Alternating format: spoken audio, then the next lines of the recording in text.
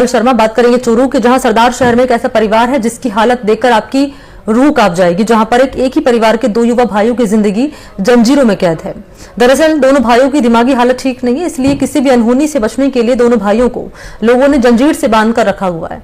असहनीय दुख के चलते इन दोनों भाइयों की मां और छोटे भाई की पहले मौत हो चुकी है। इन दोनों भाइयों की जिम्मेदारी बड़े भाई के कंधे पर है। सबसे बड़े भाई की कमाई से ही इन दोनों भाइयों की दवाई और भोजन का खर्चा चलता है। दोनों भाइयों को करीब 10 से 12 सालों से जंजीर में बांधकर रखा हुआ है। कई दिनों से ये दोनों एक ही जगह पर बंधे हुए हैं।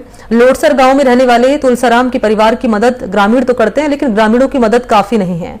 अगर सरकार इस परिवार की मदद करे तो शायद इस परिवार की दशा बदल सकती है। ग्रामीण कह रहे हैं कि यदि दोनों भाइयों का अच्छे से इलाज हो तो शायद ये फिर से स्वस्थ होकर अच्छा जीवन जी सकते हैं। ग्रामीण ये भी कह रहे हैं कि हम इतने बेबस हैं कि अपने गांव के दो बेटे को चाहकर भी जंजीरों से मुक्त नहीं कर सकते। ये चीखते हैं, चिल्लाते हैं, जंजीरों में जकड़े जकड़े इनके हाथ पैर में जख्म हो गए हैं। जख्मों से खून निकलता है। ये देखकर इनकी आंखों से आंसू बहते हैं और वो अपने गांव के इन बेटों को इस जंजीर से रिहाई नहीं दे सकते।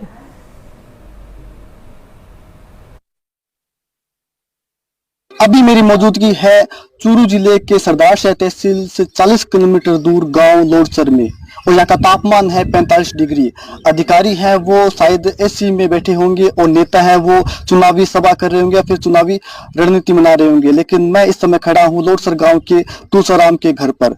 आप ये घर देख पा रहे होंगे, इस घर की स्थिति देख पा रहे होंगे, लेकिन जो मैं बताऊंगा शायद उसके बाद आपके रोंगटे खड़े हो जाएंगे और सोचने पर विवश हो जाएंगे कि आज भी किस प्रकार से जीवन है वो जिया जा रहा है। इस घर के अंदर न सिर्फ एक बल्कि दो जीवन है वो बेड़ियों में जकड़े हुए हैं। इस समय आप ये घर देख पा रहे होंगे, पूरा घर आप देख लीजिए तसल्ली से। ये तुलसाराम का घर है और तुलसाराम है वो मेरे सामने खड़े हैं और ये मेहनत मजदूरी कर अपना जीवन यापन है वो करते हैं। ये तुलसाराम के पिता हैं जिन्हें आप देख पा रहे होंगे, 75 साल के करीब इनकी उम्र है। आप देख पा रहे होंगे तुलसाराम जी के पिताजी को, और ये बीमार हैं और यहीं पर रहते हैं और इनकी सेवा है वो तुलसाराम जी करते हैं। काफी लंबे समय से ये बीमार इस समय चल रहे हैं। नानूराम जी को आप देख पा रहे होंगे, ये बीमार हैं और लंबे समय से, लेकिन हम ये नानूराम जी को दिखाने के लिए आपको नहीं आए हैं और ना ही हम यहाँ पर तुलसाराम जी को दिखाने के लिए आए हैं। दरअसल तुलसाराम जी के दो भाई हैं जो मानसिक रूप से बीमार हैं और 14 सालों से बेड़ियों में जकड़े हुए हैं। तुलसाराम जी की जो माता थी वो भी इन दो भाइयों की बीमारी को देखकर चल बसी। इसके अलावा जो सबसे छोटा भाई था तुलसाराम जी का, वो भी इनकी मानसिक स्थिति को देखकर गुजर गया। हम तुलसाराम जी से जानते हैं कि कैसे वो जीवन यापन करते हैं और क्या कुछ वो हादसा रहा या क्या कुछ ऐसी परिस्थितियां बनी कि अपने भाइयों को बेड़ियों में जकड़ना पड़ा। तुलसाराम जी, कितने आप भाई थे और क्या वजह रही कि आपको आपके भाई को इस प्रकार से बेड़ियों में जकड़ना पड़ा? साहब अब स्थिति जो थान दिख लग रही है, मन तो की को उगल रही, मन तो आई उगले है कि गांव में जो हुए जिसी मदद करने के लिए तैयार है, सहयोग करने के लिए तैयार है। अब आने दवाई पाने की व्यवस्था करे जिस सरकार है ना, तो सही कोई मेरे मुंह ऐसी बैठो सही किटी बैठो। मेरे घर पर तो सिस्टम है जो दिखने लग रही, मैं एक दिनों वहां दस ना आ गए, मैं एक दिनों के कर सकूं। बाप बुढ़ो भाई है यहाँ, 4 मेरे टब्बर है, खुद में ही मैं आगे लिए के कर सकूं साहब, और मैं क्या बताऊं। तुलसाराम जी के दो भाई हैं, ओम प्रकाश और हरिराम। ओम प्रकाश है वो 14 सालों से मानसिक रूप से बीमार हैं और ऐसे में इनको मजबूरन उन्हें बेड़ियों में जकड़ना पड़ा। इसके अलावा इनके जो छोटे भाई ओम प्रकाश थे और इनसे 3 नंबर जो भाई हैं हरिराम, वो भी पिछले लंबे समय से मानसिक रूप से बीमार है और उनको भी बेड़ियों में जकड़ रखा है, सांकलों से बांध रखा है, क्योंकि वो किसी पर हमला कर देते हैं, कुछ भी बोल देते हैं। ऐसे में मानसिक स्थिति उनकी ठीक नहीं है। ग्रामीणों की ओर से लगातार उनकी लिए प्रयास किए गए, ग्रामीणों की ओर से मदद भी की गई, लेकिन आर्थिक सहयोग है वो सरकार की ओर से नहीं किया गया, ना ही सरकार की ओर से इनकी कोई सुध ली गई। कितने भाई थे आप, पूरा विस्तार से बताइए कि कितने भाई हो आप और कैसे इनकी स्थिति इस प्रकार से हो गई?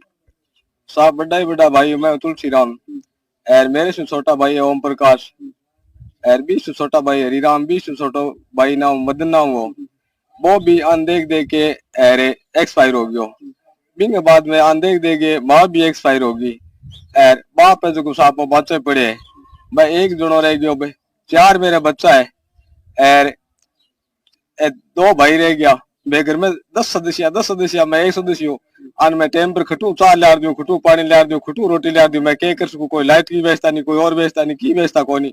ठीक है वो गांव थारा आगे खड़ियो है, मेरे गांव में इसी मदद करने लग रहे हैं और आज भी गांव में जो आप होशी जिसी थे मांग से भी मदद करने तैयार है पर बाकी अन्य कोई दवाई पानी हो गया जयपुर ले जाओ ना वो इलाज करो थे आदमी मांगो करने के सेवा के लिए तो साहब मैं एक दिन क्या कर सकूं।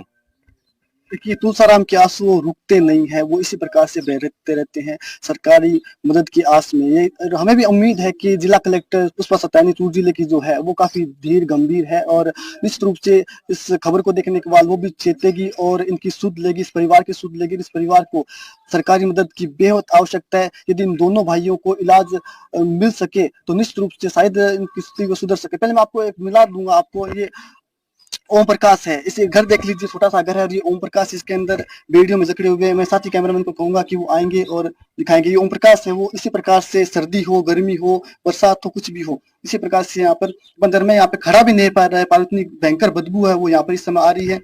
साथी कैमरामैन दिखाएंगे कि सांकलों में वो बंधे हुए सांकल उनकी लगी हुई है, ये देखिए, और ये हमला भी कर सकते हैं। इलाज करा देंगे आपको, है इलाज। और क्या चाहिए आपने, क्या दिया था खाना खाते, क्या चाहिए आपने, रोटी चाहिए, और क्या चाहिए, और मतलब और क्या चाहिए, इलाज करवा दें डॉक्टर। कितना दिन बीमार हो आप, बीमार के दो आप हैं? अच्छा, रोटी ला देंगे, रोटी रोटी ला दें, और पानी वगैरह, पानी के डॉक्टर बढ़िया, डॉक्टर इलाज करा देंगे आपको, हैं? आप तो पढ़ाई में होशियार है ना, 12वीं क्लास भी बढ़िया, 12वीं क्लास तनगढ़ स्टेशन पर पढ़ाओ। अच्छा हाँ, अच्छा, तो आज स्थिति क्या हो गया आपकी? आज स्थिति गंडा खाने खाने का तलाल से आई लेता आपने रोटी मिल जाएगी टाइम टाइम, रोटी मिल जी, रोटी मिल जाए। बांध क्यों रखे, बांध क्या रखे होता सांकलों, सांकल खुला सांकल खोला को नहीं करता, सांकल खुला देंगे, सारी के सांकल खुला देंगे क्या है, सांकल खुला होना, कौन खुला नहीं गया, क्यों? 60 फुट गया इतना मैं क्या करूं। अच्छा, कुछ 60 फुट गया मैं खुला, अब की कौन सा है? तो डॉक्टर इलाज करा देंगे बढ़िया थारो जी, बढ़िया करा दे, बढ़िया एकदम सही करा देना। क्या नाम है, नाम क्या थारो? ओम प्रकाश। ओम प्रकाश, पापा को क्या नाम है? नंदराम। और भाई को क्या नाम है? तुलसीराम। तुलसीराम है। तो देखिए ये ओम प्रकाश है, छोटी सी झोपड़ीनुमा ये घर सा है, टूटा फूटा घर, आप देख पा रहे होंगे, स्थिति देख पा रहे होंगे, पंखा भी नहीं है, गर्मी है, सर्दी है, इसी स्थिति में रहते हैं। मैं यहाँ पे खड़ा नहीं रह पा रहा हूँ क्योंकि इतनी भयंकर बदबू यहाँ पर आती है, क्योंकि इनकी नित्य दिनचर्या से लेकर सारे काम इनके यही होते हैं और यही रहते हैं। तो आपने देखी किस प्रकार स्थिति में ओम प्रकाश है, वो पिछले 14 सालों में इसी बेड़ियों में यहीं पर इसी कमरे के अंदर बंधे हुए हैं, सर्दी हो, गर्मी हो, चाहे जैसा भी तापमान हो, इसी प्रकार से वो बंधे हुए हैं। ये ओम प्रकाश के भाई है तुलसाराम है और ये उनकी भाभी है। दीदी काफी परेशानी होती होगी आपको भी? परेशानी पड़ी है। खाना पीना आप ही बनाते हो सबका, खाना दे तो डर नहीं लगता आपको? डर भी लगता होगा। डर लग गई है, डर लग गया तो लग गया इलाज के। खाना आप ही देते हो? कौन बच्चा देते हैं, आप देते हो? टब्बरी दे दे, मैं दे दूं, यही दे दे, समझाई दे खाना तो ससुरां जला तो ससुरां तो गाली चने डोली जने आऊं तो गिरिजा को मैं यही दे, टब्बर दे दे, मैं दे दी, बना के मन नहीं देना पड़ा, हाथन दिन दे दोनों टाइम। कोई सरकारी मदद होगी आपकी? ठीक हो, इनको सरकारी भी इनको दूर हुई। कितना देवर है आपको बीमारी से? 2 देवर बीमार है, 1 देवर खत्म हो गयो। अच्छा, अब के सरकारों कैसा हो आप? सरकार वांगे मदद ही चावा, कभी अन्न ले जावे तो कोई दवाई पानड़ो दिरावे, कन्ने रहना कवे तो कन्ने रहना मार तो कोई है कोनी आदमी है जो गरियांगी करे के बीमारी करे के कन्ने रहे कुण के कर ले एक आदमी। तो दूसरा से फिर से हम बातचीत करेंगे, लेकिन आपने अभी ओम प्रकाश जी को देखा जो कि 14 सालों से यहीं पर इसी कमरे में बेड़ियों में जकड़े हुए हैं, लेकिन इनका एक छोटा भाई और है हरिराम, उनको भी हम आपको दिखाएंगे। वो उनकी स्थिति इनसे भी खराब है हरिराम की, और उनके पास तो जानने में भी गांव के लोग बोलते हैं डर लगता है, क्योंकि वो कभी भी किसी के ऊपर भी हमला कर सकते हैं। और यहाँ पर बदबू इतनी गंदी आ रही है, यहाँ पर खड़ा रहना भी मुश्किल है, क्योंकि यहाँ पर इनका सोच वगैरह यहाँ पे होता है। मैं अपना मुंह भी ढक लेता हूँ। वो देखो हरिराम देख पा रहे होंगे, आपको हरिराम दिख रहे होंगे। ये हरिराम के पास जाना खतरे से खाली नहीं, क्योंकि ग्रामीण बोलते हैं कि हमला भी कभी भी कर सकते हैं। और ये हरिराम जी इलाज करा देंगे सारो। देखिए राम देख पा रहे, देखिए इस जो देखिए देख पा रहे होंगे राम जी को आप, और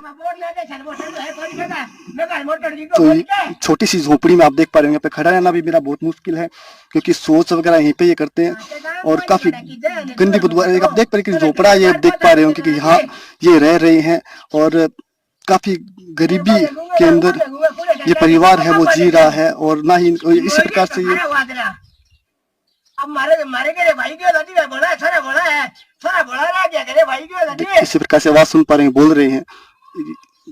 आप देख पा रहे हो किस प्रकार से इस झोपड़े में ये रह रहे हैं और काफी गंदी स्थिति है यहाँ पर है। और ये एक छोटा सा ये बाथरूम नुमा उन्होंने कुछ बना रखा है और देख पाएंगे कि काफी दयनीय स्थिति इस परिवार की है और निश्चित रूप से सरकारी मदद की इस परिवार को बेहद आवश्यकता है क्योंकि इस प्रकार से हालांकि कहने को बहुत सारे मानवाधिकार संगठन चलते हैं, बहुत सारे एनजीओ चलते हैं जो कि आवाज उठाते हैं गरीबों की और बहुत सारे मानव कल्याण के विभाग हैं, लेकिन वो सिर्फ कहने को है, कागजों में है, लेकिन जब जरूरतमंद लोगों की मदद करने की आवश्यकता है तो शायद नहीं हो पाती है। ओम प्रकाश जैसे लोगों की, हरिराम जैसे लोगों की। ओम प्रकाश जी, तुलसीराम जी, अब क्या आप यहाँ इलाज कराओ या कराओ कौन कराओ, फिर खाना पीनो के कुछ रवांगो खाना पीना साहब कह रहे हैं बारखा नए दिशी में अब रोटी नए दिशी रोटी देने लाग रही हूँ और बहुत मोसी पदुशी साहब रोटी में लाग रही है। वो एक दिन के व्यवस्था करो मदद मैं आई मांगू कि आने दवाई पानी को इलाज कराओ, सरकार जो कटी है तो आगे लिए जयपुर ले जाओ और आंगो इलाज कराओ। अच्छा, घर में आपके बिजली वगैरह तो है, लाइट वगैरह की कोई बिजली कोई पानी कनेक्शन कोनी और घर जो साफ थान दिख ला रहे के ए आदमी है जो मैं आज को इतनी गर्मी में रहने ला रहे परेशान किया हमने सरकारी जो कोई सुने तुम्हारी जो खटी है जा तो सरकार सुन ले सी नहीं हमारा तो श्री राम है साहब और के इलाज है।